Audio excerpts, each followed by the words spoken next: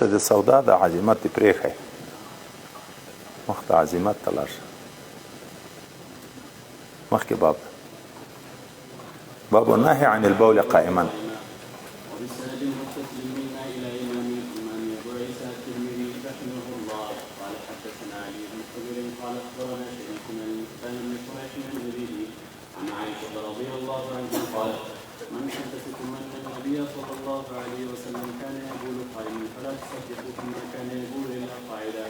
وفي الباب عن عمر وهريرة رضي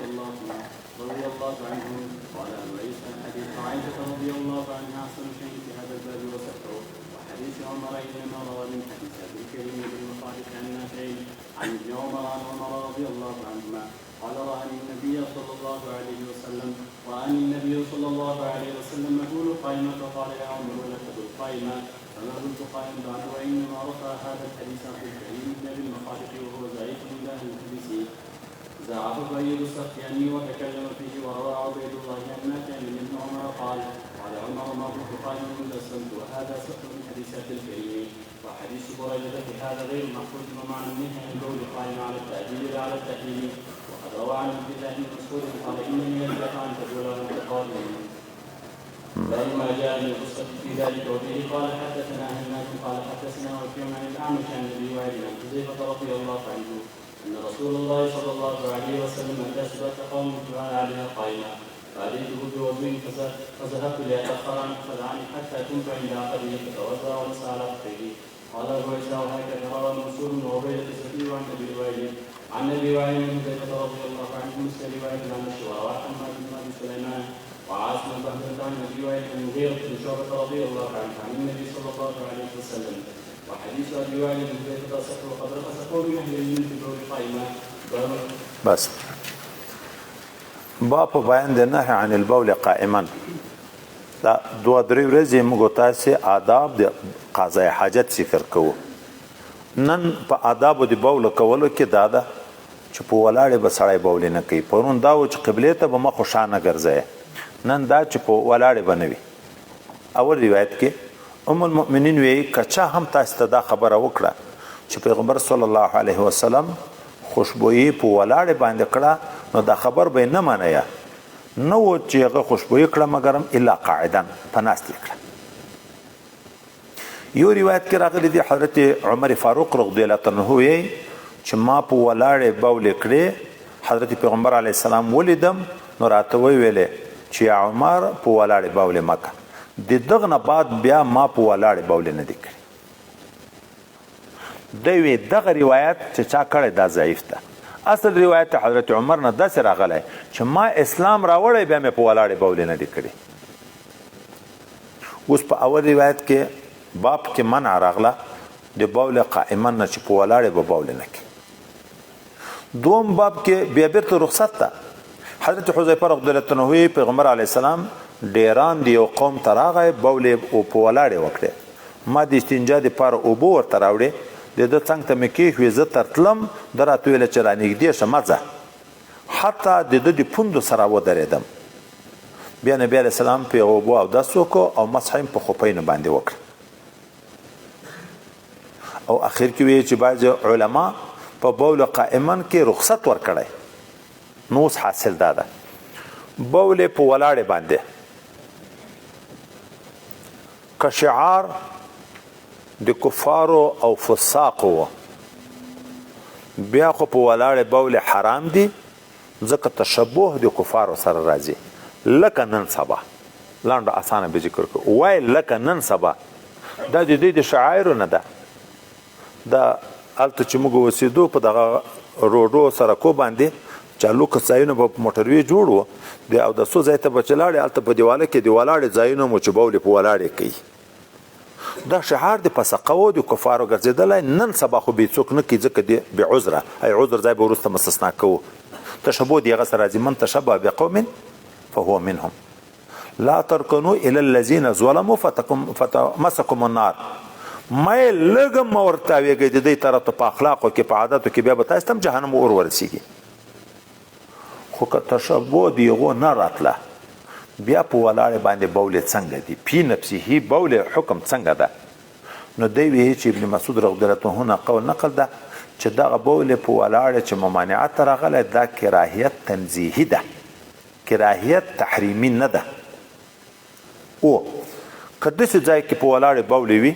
چې څاڅ کې بادیږي تا ته کالي د نجس کېږي یا بل چاته، هغه بیا حرام دي، منع دي. خو که بول څاڅ کې نه بادېده او تشبه د کفارو په ساقو سره هم نه راتله، بیا بول قائما جائز دي خو مکروه تنزیهی دي. جواز قول به ځکه کوو چې دوم باب سره تعارض را نشي.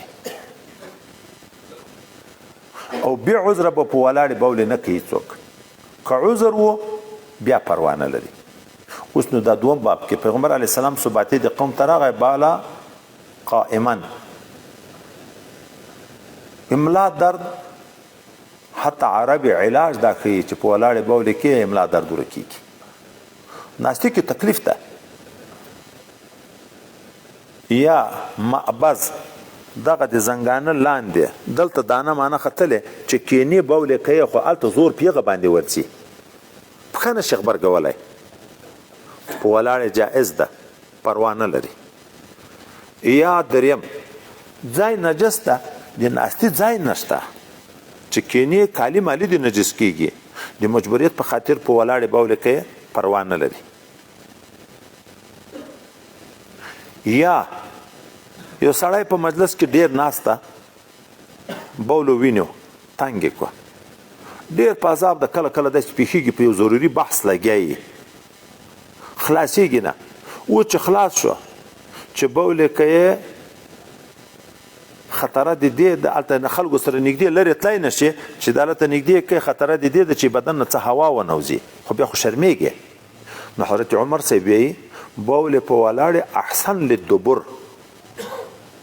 مقعد خلاصیږي نه، مقعد کلک وي نو هوا د سړي نه خارجېږي، هغه خجالت سره بیا نه مخامخ کېږي. اوس نو بول ډېر تنګ کړی ده، لرې تلی نه شي، دلته نږدې خلک ناست دي، که په ناستې کوي بیا هوا د خروج خطر وي، نو دا هم یو عذر شو. که بول په ولاړې کې پروا نه لري. پیغمبر علیه السلام چې په دا ثباتې د قوم کې په ولاړې بول کړي، یا په زنګانه کې تکلیف و دا عذر به کوو، یا په ملا کې تکلیف و دا عذر به کوو، یا به دا وي چې ځای نجس و خو ثباته ډیران خو دا خلک کناسه کورو کې شی جارو کې بیا یو ځای کې اچي، د هر څو کې راوړي هلته یې اچي خو ګندونه یې پکې ځای نجس و. یا دا نبی علیه السلام عادت مبارکه خو وروسته را روان ده دا و چې کله به د خوشبویي ضرورت پیدا شو دته نو بیا به لرې تلو، خو دلته لرې هم نه لاړ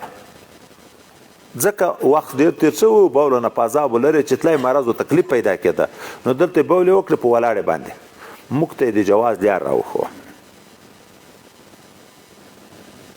او دا چې سړی په ولاړې بولې کوي، دیوال ونه بیت الخلا نشته، د لرې نه به بیا معلومیږي که نه، دا بیا د سترې لحاظ وکړه. صحابي چې ما اوبه وروړې، زه خو د ادب دپاره چې سړی د بولو باندې څوک لګوي بل به نږدې نه ورځي، ترې کېدم، دوی ویل را نږدې شه،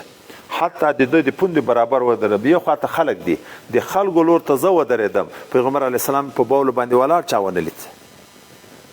د خلکو نه د حجاب په خاطر یې راوغوښت چې نږدې ورسره ودرېدو.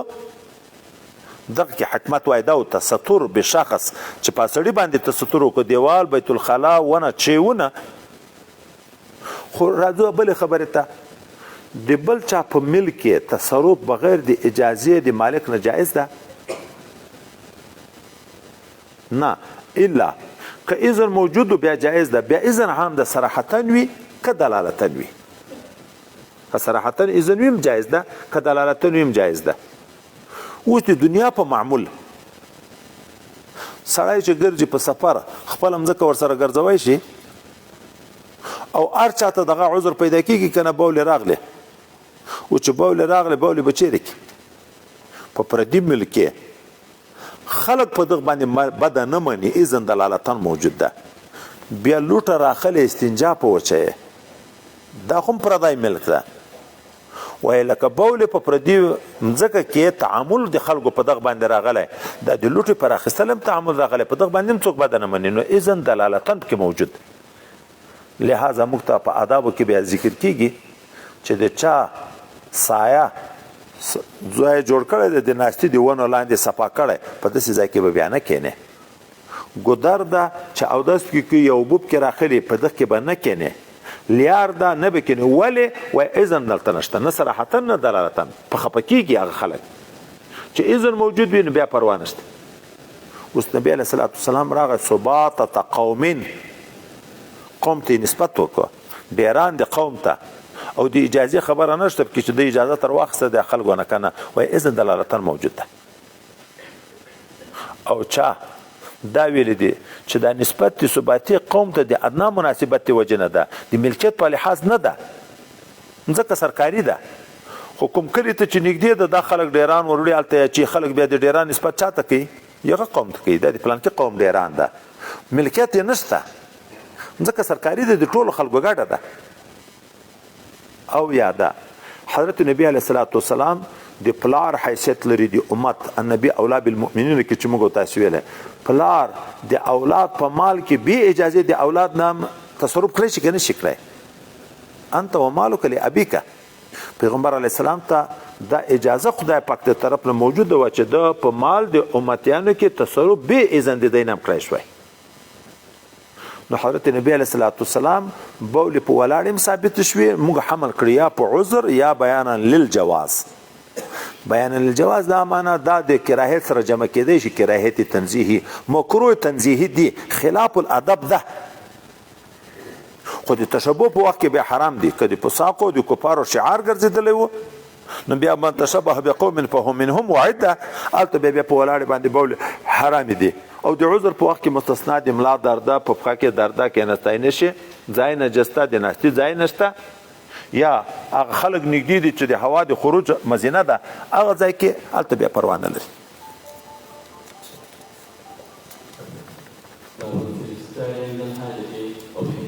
حدثنا قتيبة قال حدثنا عبد السلام بن حاتم بن الأعمشي عن أنس رضي الله عنه قال كان النبي صلى الله عليه وسلم إذا أراد الحج لم يقع صوبه حتى يبلغ من الأبي قال أبو عيسى هكذا روى محمد بن ربيعة عن الأعمش عن أنس هذا الحديث وروى وكيع عن الإيمان عن الأعمش قال ابن عمر رضي الله عنهما كان النبي صلى الله عليه وسلم إذا أراد الحج لم يقع صوبه حتى يبلغ من الأبي وكلا الحديثين مرسل ويقال لم يسمع الأعمش من مسلم مالك ولا من أحد من أصحاب النبي صلى الله عليه وسلم وقد نظر إلى أنس بن مالك قال رأيته يصلي فذكر عنه ركعة في الصلاة والأعمش اسمه سليمان بن مهران أبو محمد الكاهلي وهو مولى له قال الأعمش كان به حميلا فهو رسول مسلوق باب په بیان د استطار عند الحاجت کې دا بل ادب ده چې اول خو به کوشش کوي چې بیت الخلا کې خپل ضرورت پوره کړي باغ کډی ځای ته لاړ شي خو که په بیابان کې کېناستیم څادر مادر به په ځان اچي استطار عند الحاجت دا به کوي حضرت پیغمبر صلی الله علیه وسلم چې کله به اراده د دې وکړه چې د خوشبویي وکړي پخوا لنګونه وو اوس نو چې سړی کینی په ولاړې لنګ راټول کړي د لارې نه به عورت لیدی کېږي که به نه لیدی کېږي نو دی به چې مځکې ته نږدې شو بیا به د لنګ د ځان نه لرې کړو لڅول د عورت ناروا دي جائز د وجه د ضرورت دي د قضای حاجت ضرورت ده او کوم شی چې جواز په د ضرورت وجه نه هغه مقدر په قدر د ضرورت وي استنجا وی عورت په خامخا لوڅیږي قضای حاجت کوي عورت په خامخا لوڅیږي جما کوي عورت په خامخا لوڅیږي خو په دغه کې موږ ته آداب ښوولي دي چې اوس ته قضای حاجت کوي استنجا وی په ولاړې د موږ ډېرو ځای کې د جوماتو په څنګو کې د استنجا ځایونه د سپین ږیري غریبانان په ولاړې پرتوک خوښه کې عورت د لورې نه لیدی کېږي دا ځکه غریبانان خبر نه دي علم نشته علم زه دا بیان کې کله کله خلکو ته وایم تر سپینې ګیرې پورې دا ځان د دنیا په کاروبار چې دا ډېر هوښیار بولي زه بیا د استنجا بعضې مسایل ورته ذکر کوم چې تر اوسه پورې استنجا نه ده زده او ځان پروفیسر بولي موږ تاسې به هم غټه نه وایي چې اودسو کې پوښتنه څوک رانه وکړي چې په دغه شي اودس ماتېږي که نه په دغه لمونځ پاسېدېږي که نه تر دورې پورې به هم نه یې زده په لمانځه کې د سړي زړه راویښېدو دا ترخی اوبه راجیږي شوې کېږي که نه بیرته یې تېروو که نه اوس لمونځ یې کېږي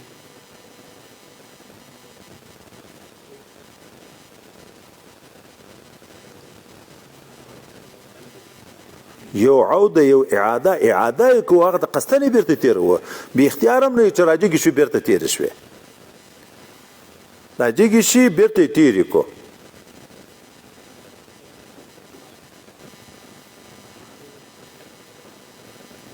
دا به زه سبا ته در ګوره ما چې درته ویلي چې نو رضا خو قدري ګوره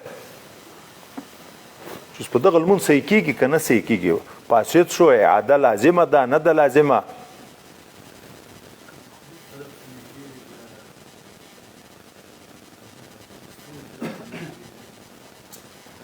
خروج راغی ستونې ته نه راجیږي شوې خولې ته راورسېدې خو په ډکه خوله نه دي میل الفم و غیر میل الفم چې هغه هلته بحث کوي په ډکه خوله نه دي تا بیرته نه نایستې ځان ګرایې پروت یې ځان ګرایې عورت ځای ګرایې د ګوتې سر عورت ته داخل شو او داس ماته که نه ده مات مات نه ده مات نه ده مات اوس یې ذاتي ګوره چې اودس نه یې سړي زده او دعوه د ملایي نو د عوامو خو د خدای په حال رحم وکړي کتابونه تر ګورې زه ځکه تاکید کوم چې دا ګورې چې اودس مو زده شي لمونځ مو زده شي منیه شریفه وګورئ چې ټوله په لمانځه باندې بنا ده حلیبي شرح یې پسې وګورئ چې یو لمونځ مو زده کړو بس ملایو یو لمونځ مو چې زده کړو بس هتې ملایانې نو دا عورت لڅول او نه لڅول اوس بیا وروسته د استنجا د وچولو خبر به بیا انشاءالله په دا بل باب کې پسې ذکر کو نو استندار عند الحاجت شته خو بل طرف ته یو مسله ده دغه طرف ته هم خلک دي دغه طرف ته هم خلک دي دغه طرف ته هم خلک دي هر طرف ته خلک دي ته چې کینې په قضای حاجت باندې د خپل وس موافق استتار خو دې وکړو خو چې مځکې ته ورسېد نور خو عورت لوڅېږي هلته مخامخ خلک درته ګوري تا ورته وویلې چې ما ته مه راګورئ دی درته ګوري اوس به ته څه کوې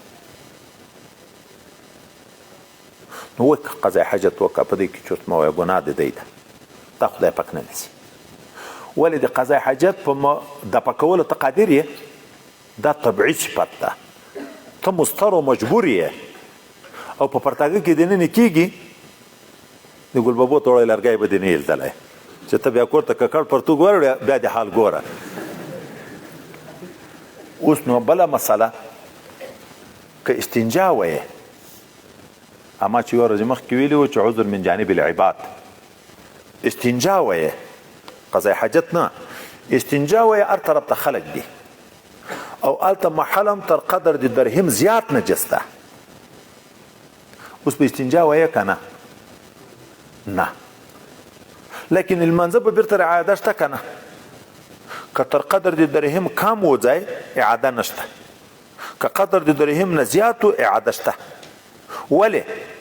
دا خو تا د خلکو د وجې نه استنجا پرېښوه در باندې فرض و عذر من جانب العباد دا عذر نه ده چې ما درته ویل چې داسې ځای کې بندي یې چې نږدې په څنګ کې د اوبه دي ورپرېږدي دې نه ته په تیمام لمونځ کوې دا خو عذر نه ده ځکه خو بنده دې نه ورپرېږدي کنې اصلي قدرت خو په اوبو باندې موجود ده ځکه به دا لمونځونه بېرته دا بندیان راګرځوي نو یو وای استنجا ده خو اختیاري شی ده که قدر د درهم نه کم ده هم خو کشف د عورت ناروا ده خلکو د وړاندې که قدر د درهم نه کم ده هم خو عورت خو به نه لوڅوې دا خو د اوس په وس پوره ده خو حکم کې دا فرق شو که تر قدر د درهم کم و تا استنجا پرېښو نور اودس دې وکړو لمونځ دې صحیح ده رعاده نشته که قدر د درهم نه زیات و استنجا دې ونه کړه لمونځ دې وکړو دا لمونځ به بیرته راګرځوي بیا به استنجا ویل لمونځ به بیرته راګرځوي ځکه دغه عذر من جانب العباد د اعتبار نشته اما د حاجت د وجې نه کشف د عورت دا ته مجبور یې مستر یې که خلک درته ګوري عورت دې لوڅ ده خو ته مجبور یې قضای حاجت ته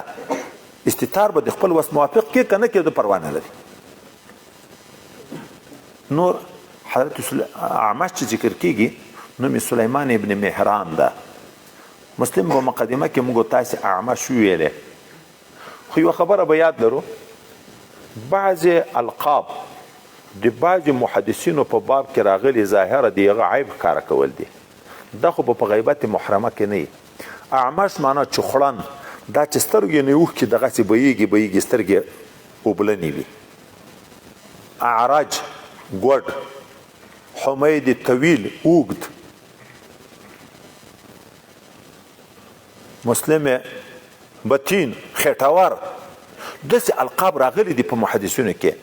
وایي د اهانت په نیت نه، د تعارف په حیثیت باندې پروا نه لري. یو څوک مشهور ده په دغه باندې،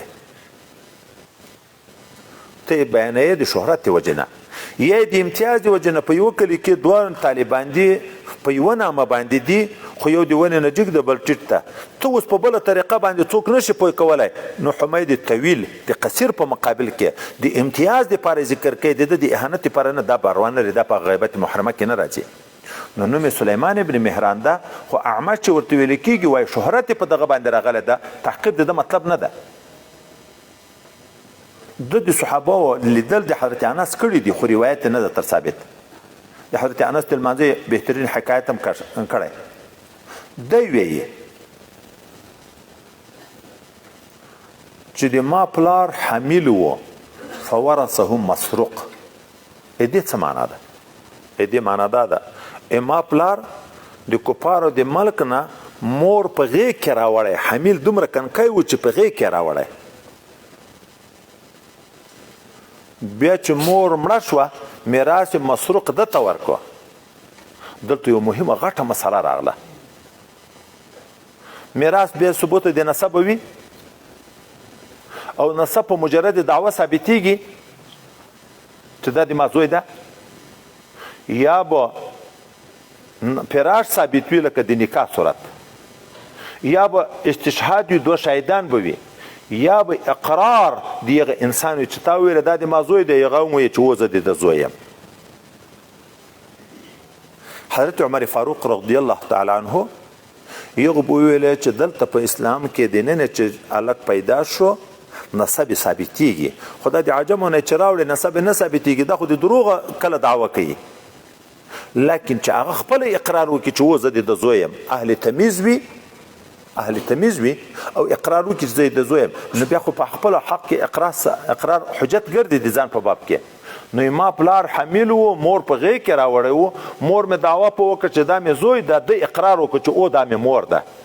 نو چې کله یې مور مړه شوه، حضرت مسروق دته د هغې په برخه کې د میراث برخه ورکړه، ځکه خو هغې د طرف نه دعوه و اقرار موجود و، د دعوه موجوده و چې دا مې زوی ده، ده اقرار کړو چې او دا مې مور ده، نو بیا میراث ورکړه. باب كراهية الاستنجاء باليمين. وبه قال حدثنا محمد بن ابي عمر المكي قال حدثنا سفيان بن عيينة عن معمر بن ابي كثير عن عبد الله بن ابي قتادة عن ابيه رضي الله عنه ان النبي صلى الله عليه وسلم نهى ان يمس الرجل ذكره بيمينه. وفي الباب عن عائشة وسلمان وابي هريرة وسهل بن حنيف رضي الله عنهم قال ابو عيسى هذا حديث حسن صحيح. وابو قتادة اسمه الحارث الربيعي والعمل على هذا اذا احد يكره الاستنجاء باليمين. دا بل ادب ده. انسان چې په قضای حاجت باندې کېناست، بیا چې خپل ځان پاکوي په تیږو، دغه ته استنجا وایي، چې وروسته باب استنجا بالاحجار را روان ده. لکه په اوبو باندې استنجا مشهوره، موږ خو دغه ته استنجا وایو، خو د تیږو استعمالولو ته خو هم استنجا وایي. اوس دغه د بولو نه چې استبرا راولي، چې ځان صفا شي، دا خو فرض ده، چې نه دغسې خو اودس نه سې کېږي. اوس په ښي لاس باندې عورت ته مسه کوی شي که نه؟ مخکې موږ تاسو ویلي چې کوم شی د باب د تکریم نه وي هغه به په ښي لاس وي، چې د باب د تکریم نه وي هغه به په چپ لاس باندې وي. نو ښی لاس به عورت ته نه ورشي. خدای د قضای حاجت په مسله کې ذکر کړه استنجا بالیمین. اشاره ده دې ته چې هغه وخت کې کله ضرورت هم پیدا کېږي لاس په نه وردي، نو بیا د هغه نه دغسې چې د قضای حاجت وخت نه ده، کتاب ګورې او لاس ته ګنډې ته اچولی ده، ښی لاس وروړي، دا خو په طریقه اولا منع ده. وایي هلته کله ضرورت هم پیدا کېږي منع شو، نو دلته چې بغیر د ضرورت په طریقه اولا منع ده. اوس نو ذکر ته به ښی لاس نه ور وړې فرد د مرئې چې دم وایي دغه حکم ده هغه به هم ښی لاس نه ور وړي نو استنجا به څنګه وایي امام شافعي صاحب دغه وایي دیواله بیخته ناست وي بول دې کړې بیا چې دا اودس وچوي ذکر به په چپ لاس نیسي په دغه دیواله پورې به یې مخې غټه تیږه د خورې نه ذکر به په چپ لاس نیسي په دغه تیږه پورې به یې مخې خو که تیږه داسې تیږه ده چې هغه حرکت کوي خوري بیا یو عجبه طریقه ذکر کړې ده ګورئ هغه موږ خو خاندو په مسله کې مخکې مو ویلې اودس مزده نه ده او خاندو په مسلو پورې داسې احتیاط علماو کړ داسې به په مځکه کوناټه یې ولګوي هغه داسې تیږه ده اندازه چې اوس دغسې عورت پورې مخې په چپ لاس در نرغړي ابه په پوندو کې ونیسي تیږه دې په پښو کې کلکه کړه بیا به په چپ لاس باندې ذکر په دغه تیږې پورې مخې وایي شاید دغه وجه دوی ځکه ذکر کړي پیغ وخت کې به دا رواج نه و لکه د موږ سبا په زمانه کې لوټ او ذکر دواړه په چپ لاس سره نیولي دا موږ تاسې د دښتې خلک چې اودس وچوي او روان یې څنګه یې وچوي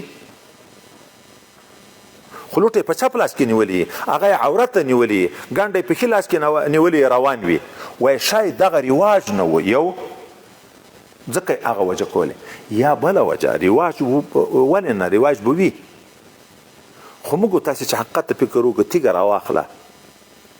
ته استنجا په وایه په دا تیږه باندې یو څاڅکی بول چې ولګېدي تیږې ګوتې دې په ککړېږي که نه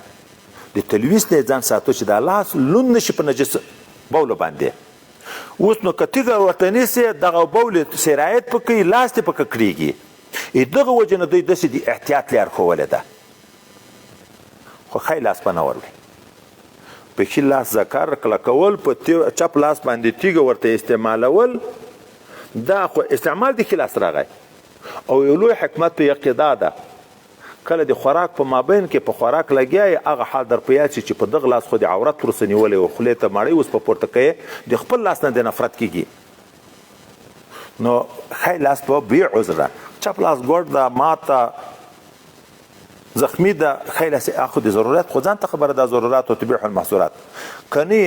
مست ذکر به په یمین باندې نه کوي د استنجا په حال کې چې وایي کله ضرورت هم پیدا کېږي لکه هغه تیږې نیولو په یو صورت کې چې نه یې کوي بغیر د استنجا نه خو به یې په طریقه اولا باندې نه کوي دغسې ښځه منع ده چې عورت ته د لاس ورولو د وجې نه او علما وایي چې استنجا په یمین باندې دا مکروه ده نور د استنجا بالاحجارو د عدد او د ښه و بد په طریقه باندې به انشاءالله ذات سبا ته خبره کوو او دا